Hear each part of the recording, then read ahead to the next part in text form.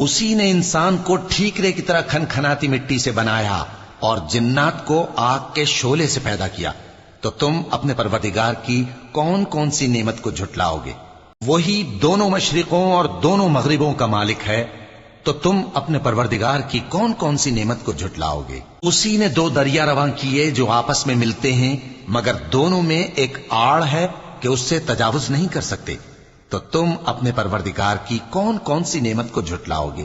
ان دونوں دریاؤں سے موتی اور مونگے نکلتے ہیں، تو تم اپنے پروردگار کی کون کون سی نعمت کو جھٹلاؤ گے؟ اور جہاز بھی اسی کے ہیں جو سمندر میں پہاڑوں کی طرح اونچے کھڑے ہوتے ہیں، تو تم اپنے پروردگار کی کون کون سی نعمت کو جھٹلاؤ گے؟ جو مخلوق زمین پر ہے سب کو فنا ہونا ہے، اور تمہارے پروردگار ہی کی ذات جو صاحب جلال و کرم ہے باقی رہے گی، تو تم اپنے پروردگار کی کون کون سی نعمت کو جھٹلاؤ گے؟ آسمان اور زمین میں جتنے لوگ ہیں سب اسی سے مانگتے ہیں، وہ ہر روز کسی نہ کسی کام میں ہوتا ہے، تو تم اپنے پروردگار کی کون کون سی نعمت کو جھٹلاؤ گے؟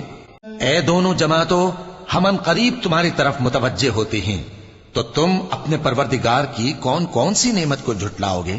اے گروہ جن و انس، اگر تمہیں قدرت ہو کہ آسمان اور زمین کے کناروں سے نکل جاؤ تو نکل جاؤ، اور زور کے سوا تو تم نکل سکنے ہی کہ نہیں، تو تم اپنے پروردگار کی کون کون سی نعمت کو جھٹلاؤ گے؟